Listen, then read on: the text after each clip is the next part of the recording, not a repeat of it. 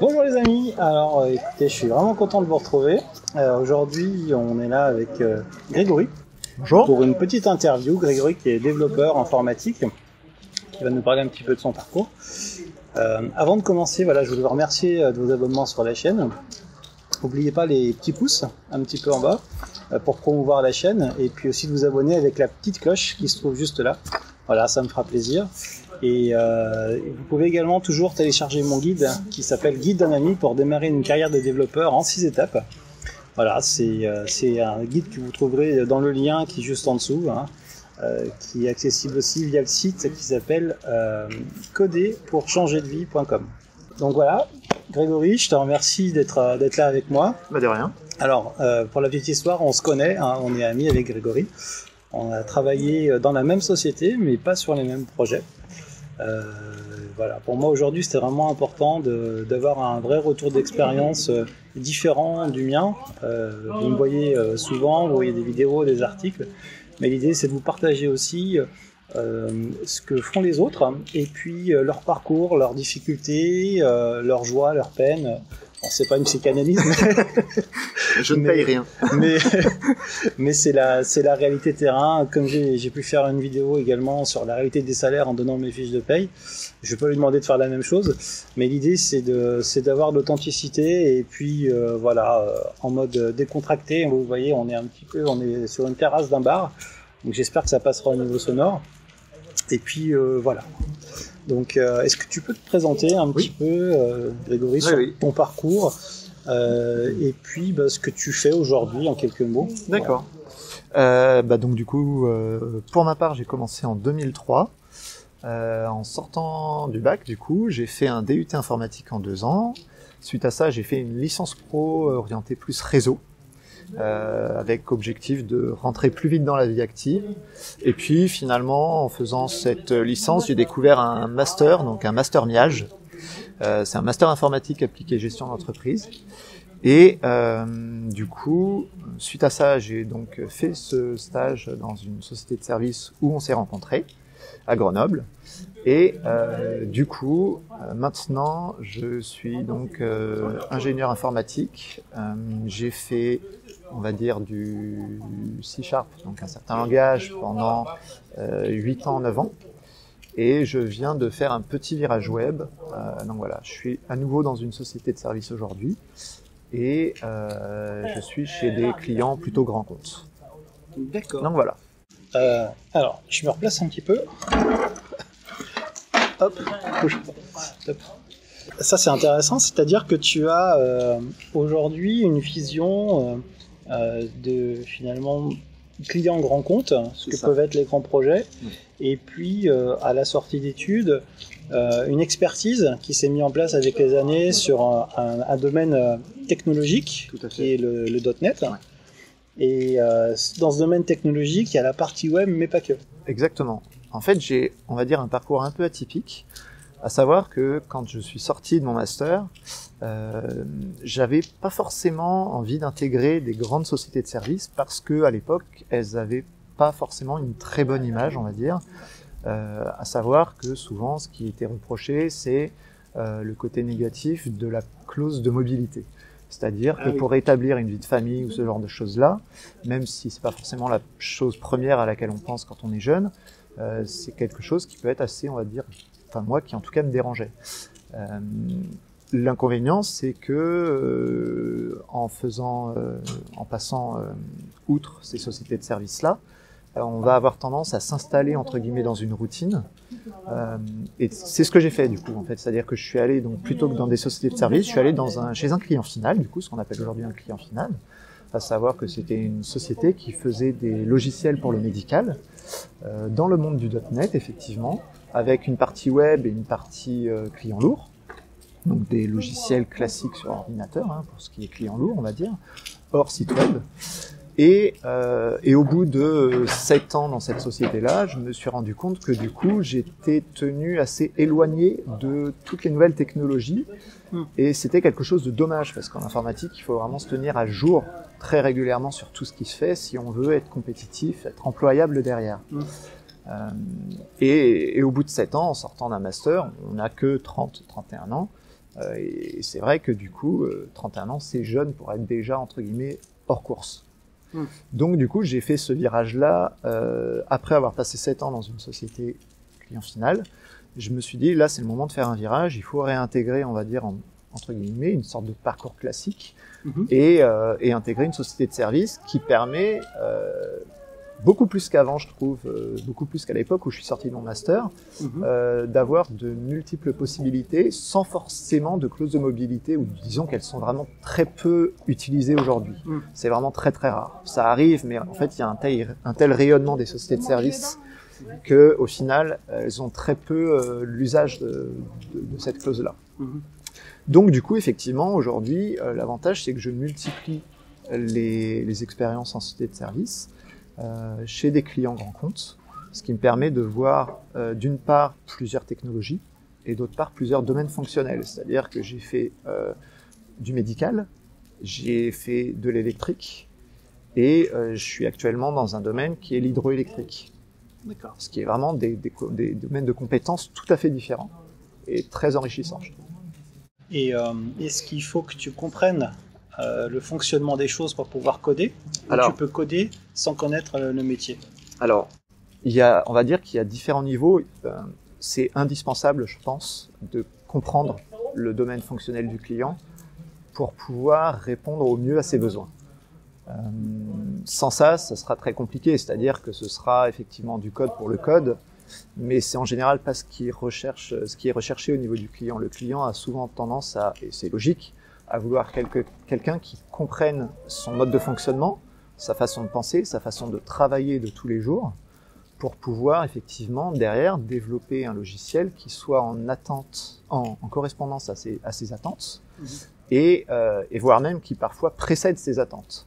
Ce qu'il faut bien comprendre, c'est qu'aujourd'hui, quand on est effectivement développeur, que ce soit ingénieur, que ce soit pas ingénieur, peu importe, ça change rien. Ce qu'il faut comprendre, c'est qu'aujourd'hui, le client va avoir un mode de fonctionnement dans son métier, et le but du développeur, ça va être donc de comprendre effectivement ce mode de fonctionnement et d'anticiper ses besoins.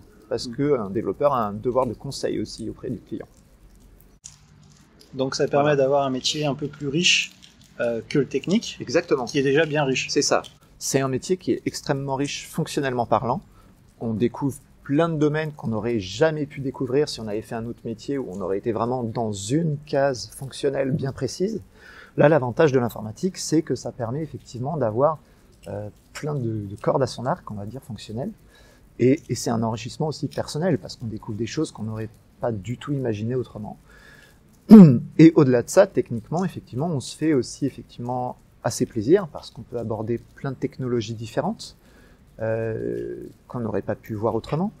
Et on a derrière effectivement la possibilité de se spécialiser soit dans une expertise, on va dire, fonctionnelle chez différents clients, soit une expertise plus technique, c'est-à-dire tout ce qui est architectural, auquel cas on ira moins, on va dire, je pense, vers le fonctionnel chez le client, mais plus vers la mise en place de la structure du logiciel. Voilà. D'accord. Et je vais revenir un petit peu sur la clause de mobilité. Oui. C'est pour expliquer un petit peu à tout le monde. Ouais. Dans les contrats, quand vous signez un contrat en général, dans une société d'informatique en France, vous avez une clause de mobilité qui dit que si votre employabilité n'est pas bonne là où vous êtes, c'est-à-dire que si on ne trouve pas une mission là où vous êtes, il est possible de vous envoyer travailler ailleurs en France. Mettons que vous êtes à Lyon, vous pouvez aller travailler à Paris pendant une semaine, pendant 2 semaines ou pendant plusieurs mois. Et si vous n'êtes pas d'accord, ça veut dire que vous n'êtes pas d'accord avec le contrat, et donc le contrat s'arrête. En pratique, en général, l'employabilité est bonne. Cette clause, elle est utilisée, elle n'est pas à l'avantage de l'employeur de vous envoyer loin, parce que s'il vous envoie loin, il va payer des charges, il va payer des frais de déplacement, il va payer l'hôtel, et donc du coup, ça sera pas rentable, ça sera plus rentable pour lui d'avoir quelqu'un qui est à côté, en fait, finalement, quand il faut être chez le client.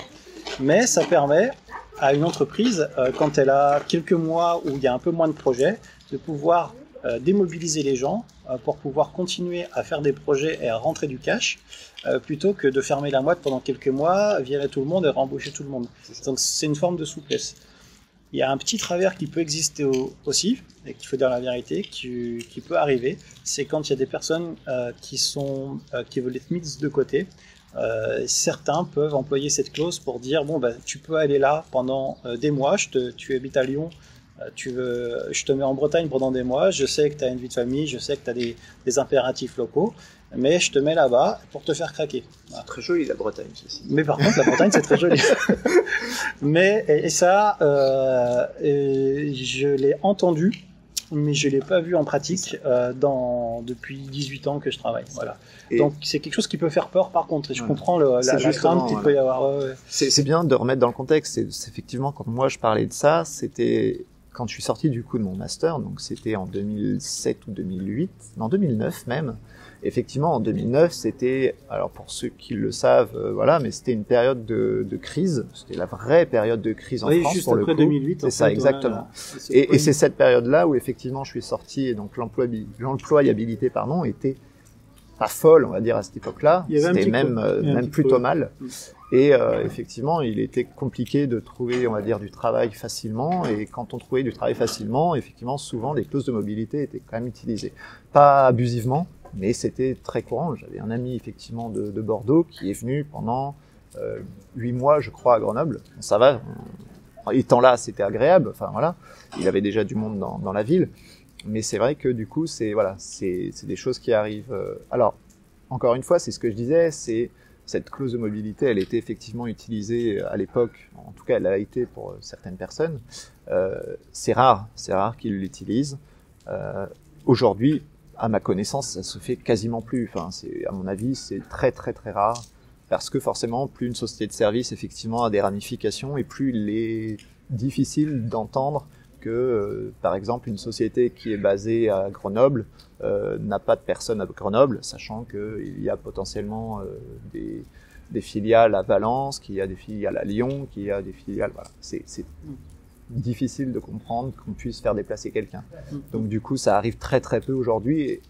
En fait, aujourd'hui, pour moi, la société de service est plus avantageuse que pénalisante, dans le sens où on a gardé, on va dire, tous les avantages niveau mission, et on a en fait éludé quelque part un peu tout ce qui est négatif. D'accord. Une petite question préparée après. Qu'est-ce qui t'a motivé à devenir développeur finalement? Est-ce que il y a quelque chose, une rencontre que tu as eue, un sujet qui t'a intéressé, la suite logique des études? Ouais. Alors du coup, le développement, en fait, à l'époque, on ne l'avait pas forcément trop découvert, on va dire, au lycée ou autre, parce que c'est quelque chose qui se faisait pas tant que ça. Je sais qu'aujourd'hui, c'est assez courant d'en avoir au collège même, de l'informatique. À l'époque, on n'en avait pas forcément trop en collège-lycée, donc c'est quelque chose qu'on connaissait pas trop, mais j'ai eu la chance, entre guillemets, d'avoir des parents qui étaient électrotechniciens, qui travaillaient dans une grande société française d'électrotechnique, et donc du coup, on avait accès facilement, on va dire, à du matériel informatique. Donc du coup, j'ai eu quand même un ordinateur assez tôt, et du coup, j'ai pu, on va dire, m'amuser avec, sans forcément faire de développement, hein, mais m'amuser comme n'importe quel enfant ferait avec un ordinateur quand t'es jeune. Et du coup, c'est vrai que c'est quelque chose qui m'intéressait pas mal. Et on va pas se mentir, effectivement, en sortant de lycée, ou en sortant de collège en tout cas, on ne sait pas forcément sur quoi s'orienter.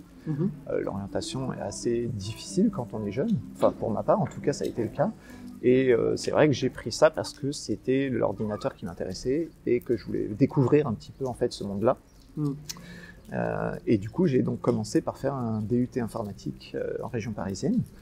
Et ce DUT informatique m'a plu, c'est-à-dire que c'était vraiment orienté pur développement. Ça a confirmé exactement. C'était vraiment pur développement, beaucoup d'algorithmique. Je suis quelqu'un qui aime, on va dire, assez réfléchir et trouver des solutions, donc c'est quelque chose qui me convenait bien, parce qu'il faut voir que l'informatique, c'est, dans l'ensemble, quand même, le but de l'informatique à la base, c'est répondre à des besoins, à des problématiques, à des problèmes de tous les jours, de façon automatique via un algorithme et donc via un logiciel.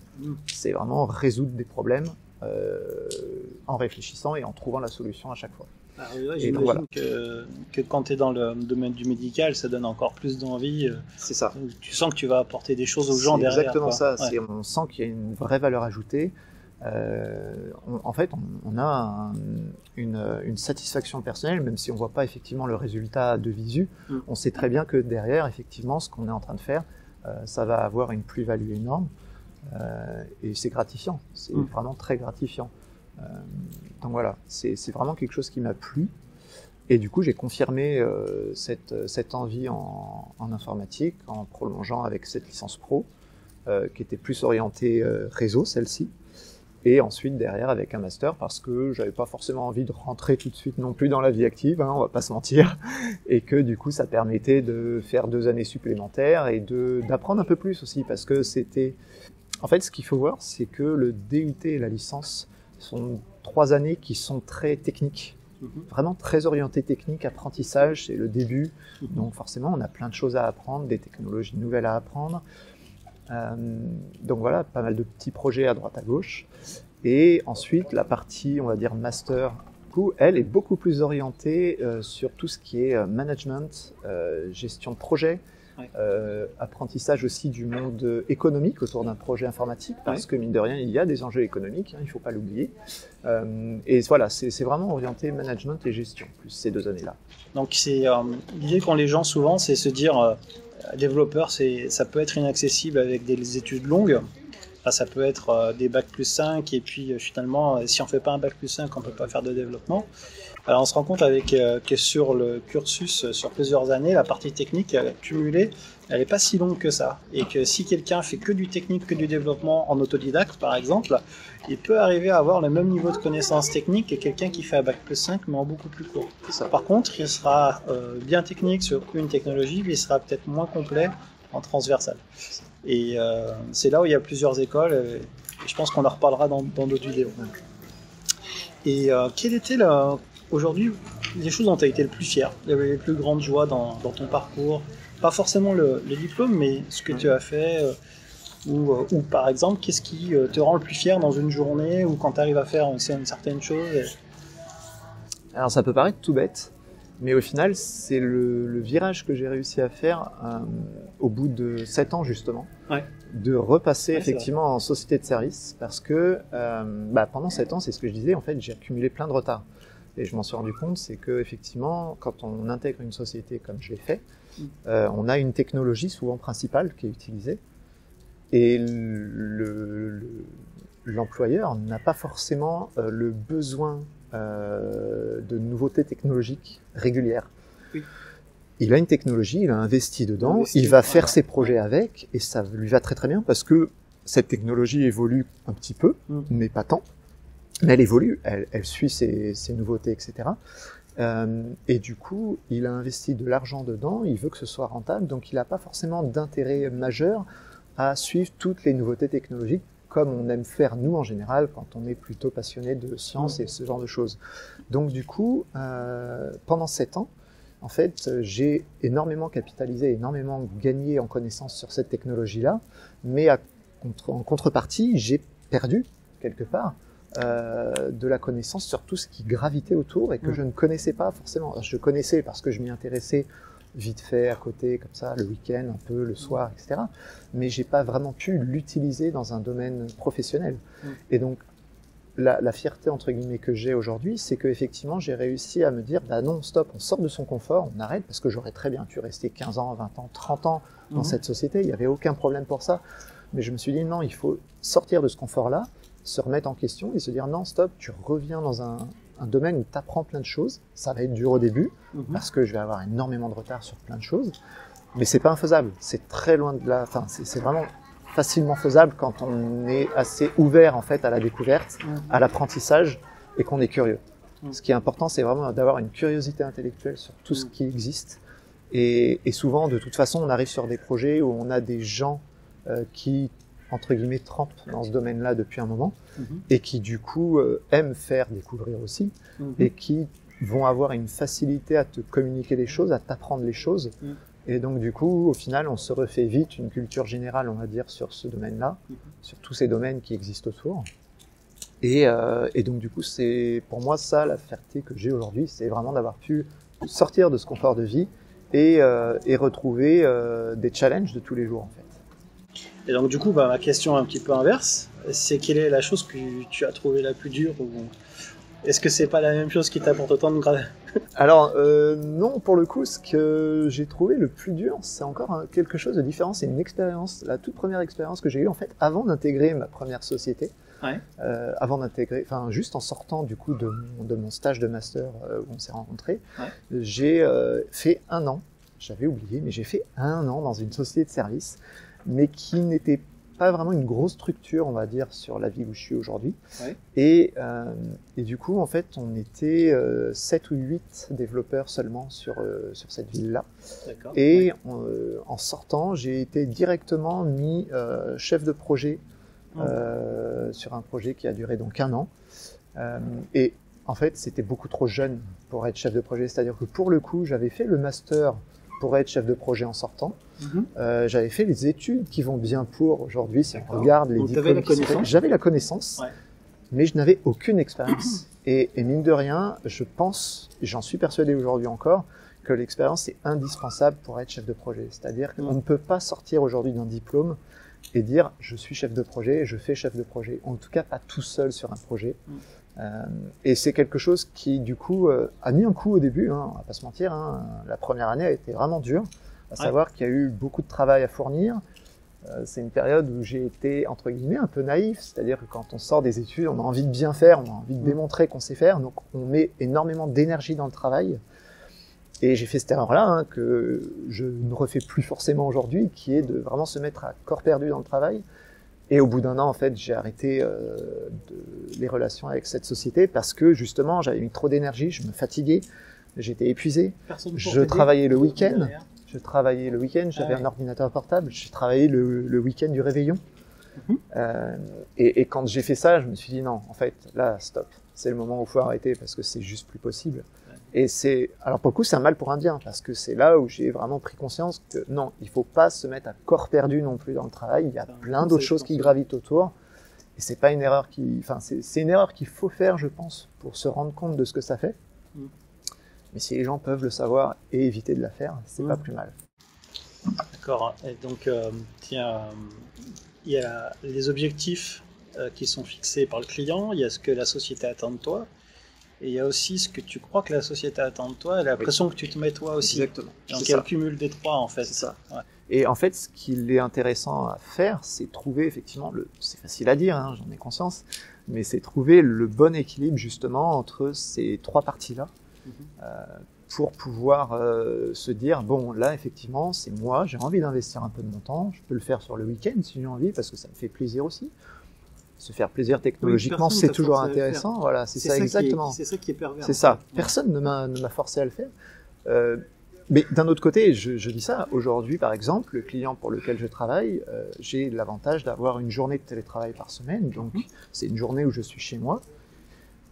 Bizarrement, c'est la journée où aujourd'hui je suis le plus productif parce que je suis chez moi, parce que le matin je commence tôt, le soir je finis tard, mais pas parce qu'on m'a forcé ou pas parce qu'on m'a dit qu'il fallait le faire, c'est parce que du coup je me fais plaisir en fait. Je me fais plaisir chez moi à faire ça et et du coup je me fais plaisir chez moi du coup à faire ça et j'en suis pas pénalisé. Tu te sens pas frustré? Je me sens pas frustré, je suis pas fatigué de ça. Exactement, c'est exactement ça. C'est un investissement et je sais que en plus de ça, cette journée de télétravail où du coup je suis beaucoup plus productif que les journées de travail classiques dans un environnement de travail avec des collègues, avec la machine à café, avec tout ce que ça apporte. Ce qui est bien, les relations sociales sont très importantes, mais c'est un mode de travail vraiment très différent. Et du coup, le fait d'avoir cette journée, on va dire, j'allais dire off, c'est pas une journée off, au contraire, c'est une journée on plus. Mais le fait d'avoir cette journée off chez soi permet du coup de se dire, bah du coup, j'ai bien travaillé, j'ai pas forcément besoin d'emmener du travail le week-end, d'emmener du travail le soir, j'en ai pas besoin. Je sais que j'ai cette journée-là où je vais être très productif. Et du coup, on déconnecte complètement les autres jours, et ça, c'est vraiment très intéressant. Alors, du coup, ça enchaîne bien sur la suite. La question suivante, c'était c'est quoi une journée type pour toi? Donc, si je comprends bien, tu as une partie où tu peux être chez toi complètement et qui est complètement différente, où tu n'es plus dans l'open space. C'est ça. Mais et puis tu as la partie bureau. On va essayer de dire entre 9h entre 9h et midi et entre 14h et 18h à peu près comment ça se passe. Ouais. Est-ce que tu fais comme tout le monde, c'est-à-dire que tu arrives, tu bois le café? Alors, à 11h30, tu te prépares à aller manger? Comment ça se passe? Alors du coup, ça dépend un peu en fait des clients aussi chez lesquels on est. Oui, en fait, ta c'est ça. société dépend du client en fait. Voilà, exactement. Ton Les horaires, de travail. c'est ça. Mes horaires de travail, mon environnement de travail dépend énormément des clients chez lesquels on est.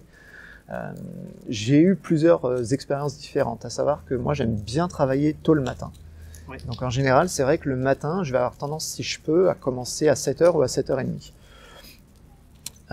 Du coup, en arrivant à 7h, 7h30, ça apporte un avantage, c'est qu'il n'y a pas grand monde. Donc on peut vraiment beaucoup travailler et être très concentré pendant 1h30, 2h. T'es focus. Voilà, exactement. On est bien focus, on va prendre un café, on le boit devant le PC, on dépile les mails. La journée de travail commence souvent par ça, c'est-à-dire qu'on dépile les mails de la veille qu'on n'a pas eu le temps de voir.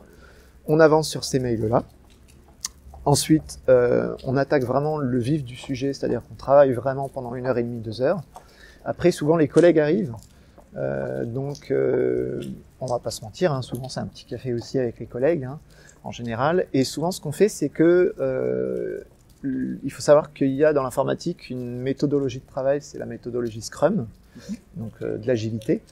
Et du coup, la méthodologie Scrum, elle n'impose pas, mais elle préconise en fait de faire ce qu'on appelle un daily. Donc c'est en fait en gros une sorte de réunion avec tous les journalière avec tous les membres de l'équipe.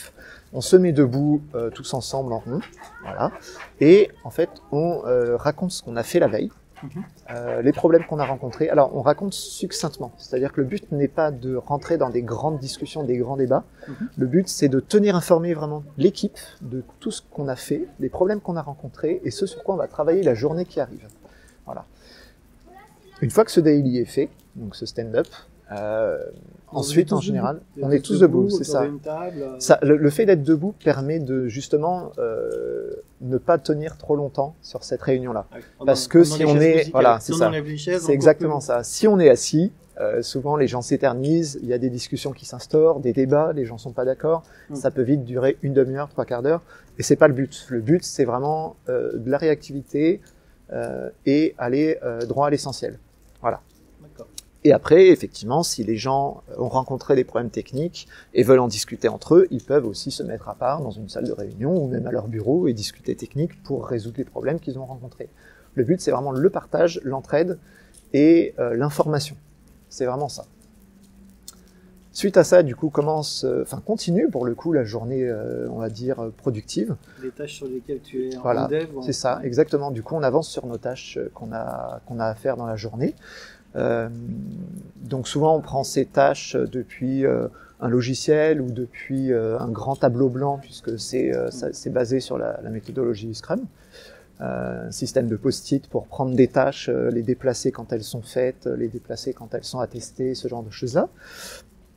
Et donc on avance sur ces tâches-là, on résout des problèmes, on avance sur nos tâches en cours. Ensuite arrive la pause déjeuner où on va effectivement déjeuner avec les collègues. Et l'après-midi se déroule plus ou moins de la même façon, c'est-à-dire que parfois on a effectivement des réunions à faire avec les collègues, mais sinon le reste du temps c'est du développement, et arrive le soir. Et le soir avec le départ, hein, bien sûr. Je t'écoute, mais je vérifie bien que ça enregistre. On est en direct, hein. Enfin on est en direct, on n'est pas en direct, voilà. Nous sommes en direct, pas de problème. Live, direct. On est en live. Nous sommes des professionnels, exactement, monsieur. Bien sûr. On n'est pas là pour rigoler, on n'est pas là pour se faire plaisir. Attention. Voilà. Ok, et donc ton après-midi va continuer là-dessus.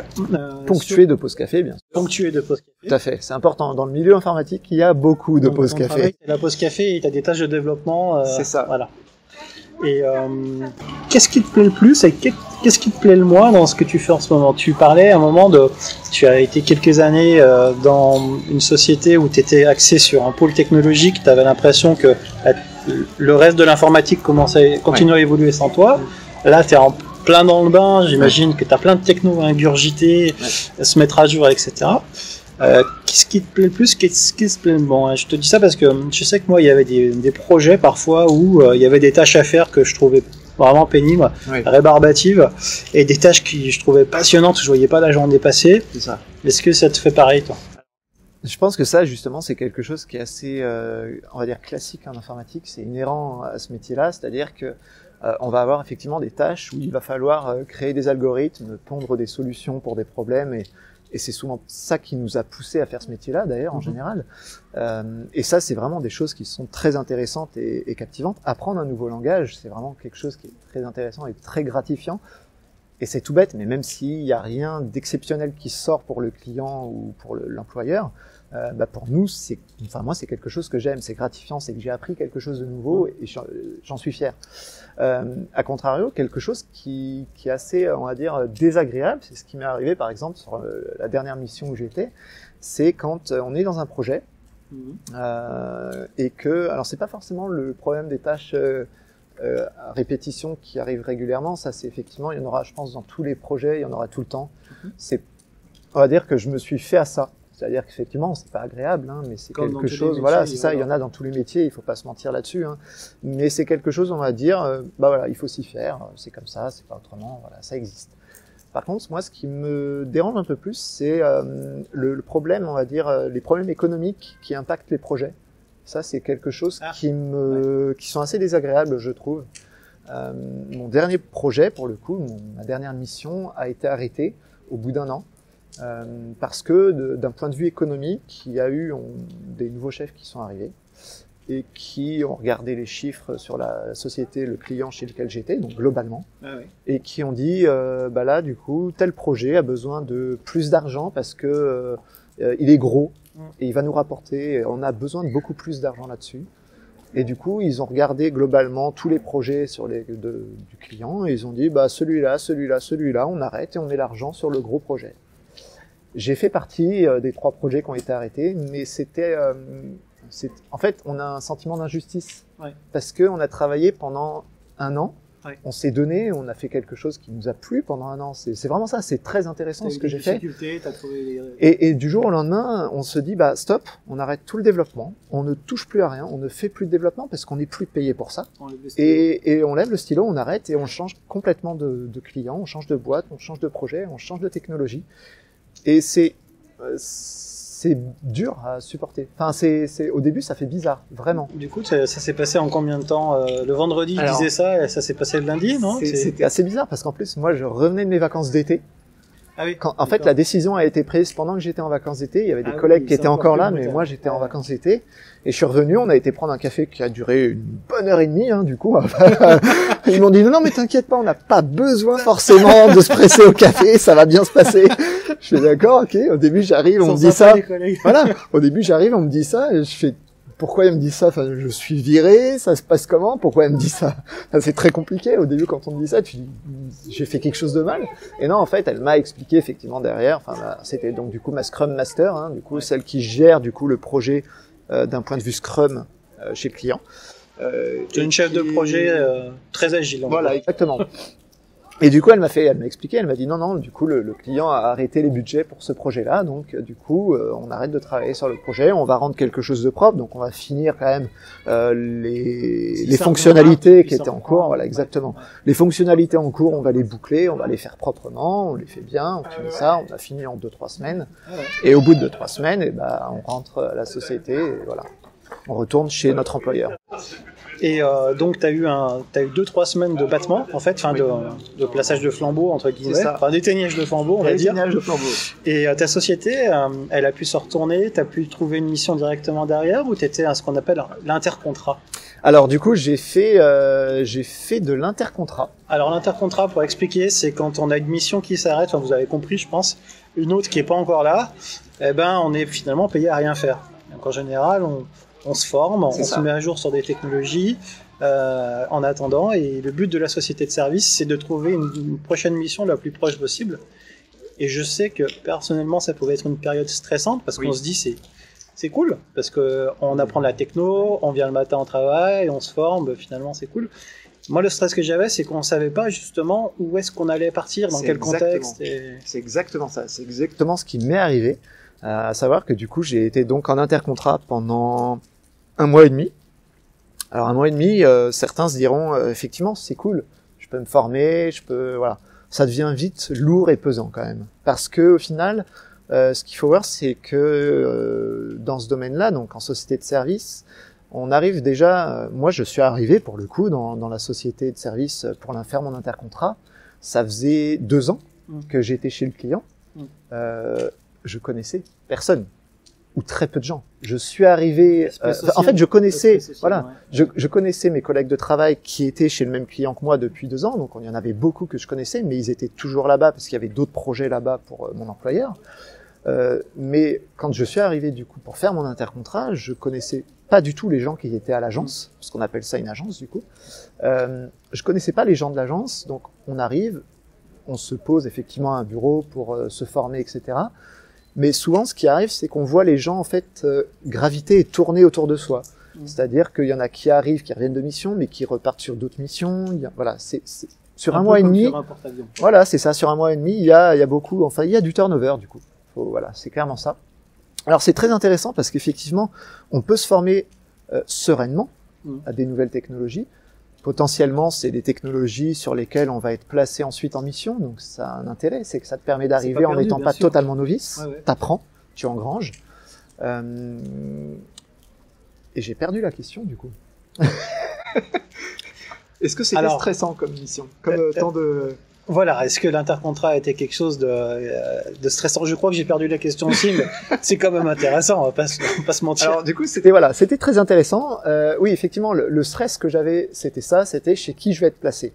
Voilà. À savoir que effectivement, j'avais fait donc du coup 2 entretiens. Ça s'était bien passé, mais c'était en période estivale. Et ce qu'il faut voir aussi, c'est qu'en société de service, en période estivale, c'est un creux.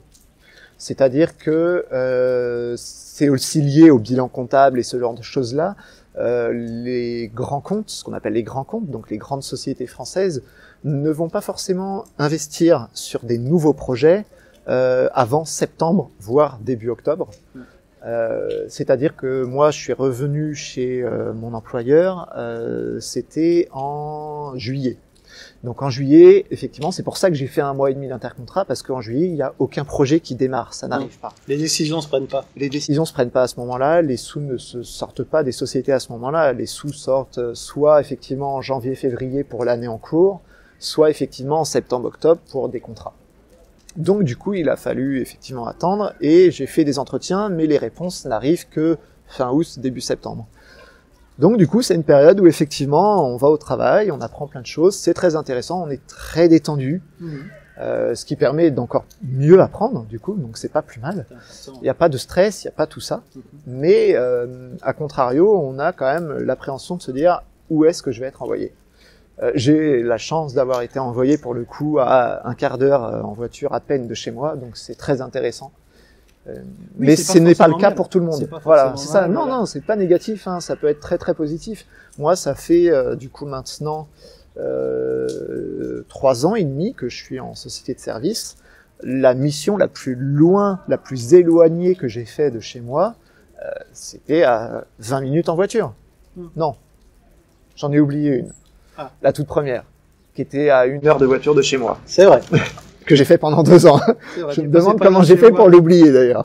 Mais non, oui, c'est vrai que j'ai eu cette contrainte-là, mais c'est moi qui l'ai bien voulu. C'est-à-dire qu'on me l'a proposé, on m'a dit t'es pas obligé, j'ai voulu la faire pour faire mes preuves. Voilà. J'ai appris énormément pendant 2 ans dans cette société-là, dans le médical, une belle société. J'ai appris énormément. Par contre, effectivement, au bout de 2 ans, j'ai dit bon, voilà, 1 heure de trajet tous les jours. J'avais quitté la région parisienne à la base pour ça, puisque je suis de région parisienne à l'origine. J'ai quitté la région parisienne pour ne pas avoir Oh là. J'ai quitté. C'est bon. J'ai quitté la région parisienne pour ne pas avoir trop de temps de transport, effectivement. Et là, 1 heure le matin, 1 heure le soir, ça commençait à faire beaucoup. Ça peut paraître tout bête pour certains, mais c'est vrai que pour moi, je suis venu là où je suis aujourd'hui pour avoir une qualité de vie. Et je trouvais que 2 heures de transport tous les jours, c'était pas la qualité de vie que j'attendais à venir ici. Donc du coup, j'ai décidé de mettre fin à cette mission-là de 2 ans. 2 ans, c'est déjà une bonne grosse mission hein, en société de service. Oui. Souvent, ça tourne avant. Ouais. Il y en a qui font des missions bien plus longues, hein, ça arrive. Hein, ils sont bien chez le client, ils restent très longtemps. Là où je suis actuellement, j'en ai qui ont 9 ans, 10 ans et 12 ans de mission chez le même client. Donc ça arrive. Après, il n'y a pas forcément d'intérêt. Je trouve ça dommage d'aller en société de service pour faire des missions aussi longues. Pour moi, c'est un point de vue personnel, c'est un ressenti. Je trouve que l'intérêt effectivement de la société de service, c'est de faire plein de missions différentes, de faire plein de domaines fonctionnels différents, plein de technologies. Et du coup, quelque part, il n'y a pas forcément d'intérêt à faire 9-10 ans chez le même client. Mais c'est encore une fois un ressenti tout à fait personnel. Ça n'engage que moi.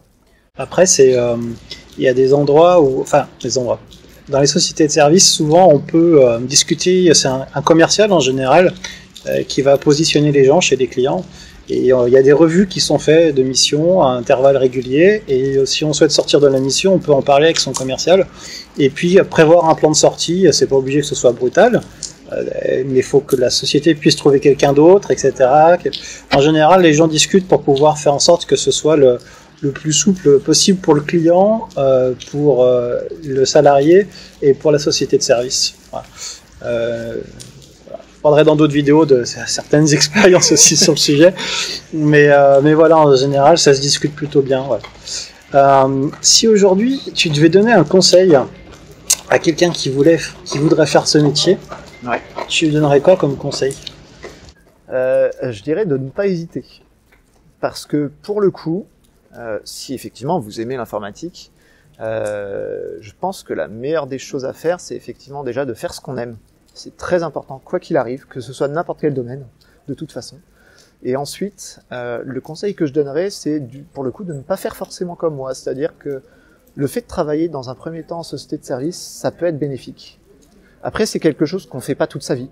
On fait ses armes, en fait, entre guillemets. C'est-à-dire que ça va permettre d'acquérir vite de l'expérience dans plein de domaines, technologiques et fonctionnels. Pardon, technologique et Technologique et fonctionnel. Ça la technique et le métier. La technique et le métier. Et mine de rien, ça permet d'avoir quelque part derrière un CV qui va être assez fourni et attractif. Parce que ce qu'il faut voir, c'est que quand on a 35-40 ans, ce que va rechercher l'employeur derrière, c'est de l'expérience. C'est-à-dire que aujourd'hui, effectivement, je fais passer des entretiens à certaines personnes. Ce qu'on recherche, c'est pas forcément aujourd'hui les diplômes, c'est pas forcément les écoles que les gens ont fait.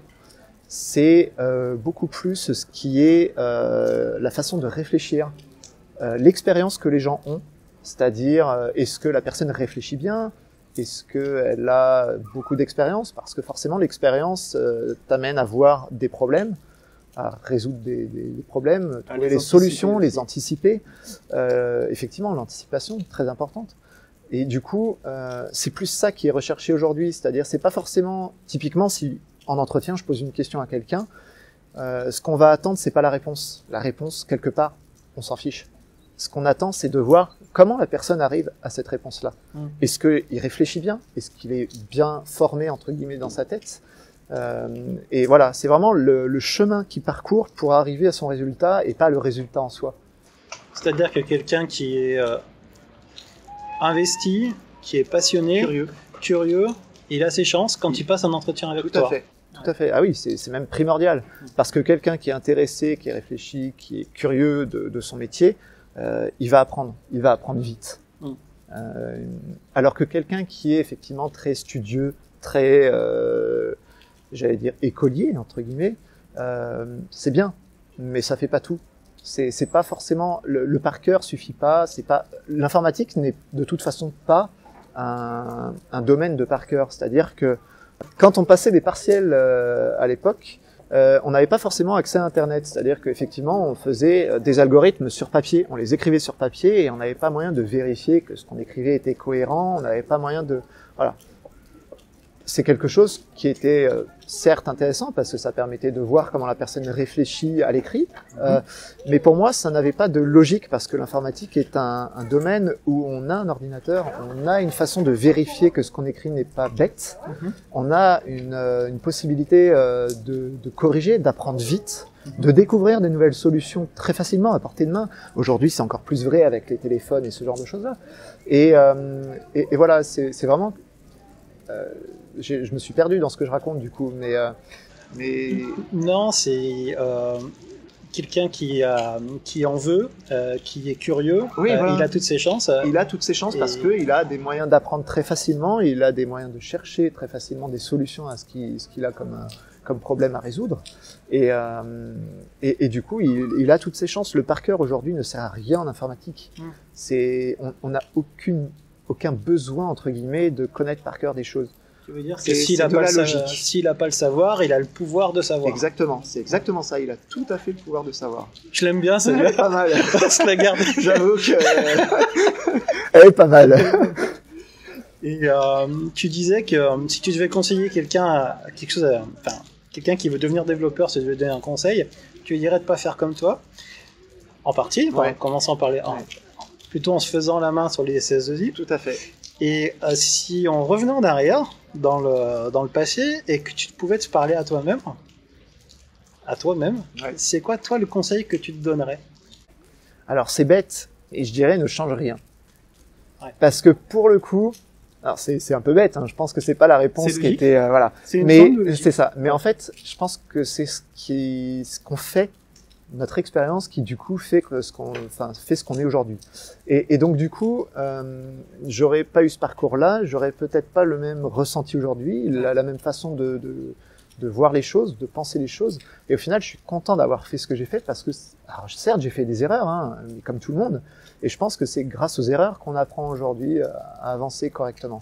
Et du coup, alors c'est sûr que s'il y avait un idéal, je dirais, non, arrête, mais entre parenthèses, le fait qu'une société de service peut t'envoyer à droite à gauche aujourd'hui, fais-le, tu vas apprendre, voilà, exactement, c'est ça, tu peux toujours changer, quoi qu'il arrive, n'importe quand, tu peux changer.